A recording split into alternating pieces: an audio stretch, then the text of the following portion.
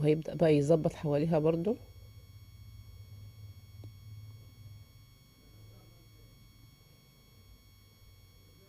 تعرفين طبعا بقى ان هو بيحب النظام شوية، وبيحب ان هو يظبط الحاجة يعني ايه، بحذافيرها كده، يحب يظبطها تظبيطة يعني من الاخر. فهو طبعا كده حطها زرعها كده، يعتبر هو حطها في التربة. وبينزل بقى حواليها برضو التربة وكده، التربة السمرا دي. وكان في برضو شوية رمل حطهم، بحيث ان هي بقى تبدأ ايه، تتأقلم بقى مع التربة اللي هي محطوطة فيها. وتبدأ تدق بقى في الأرض.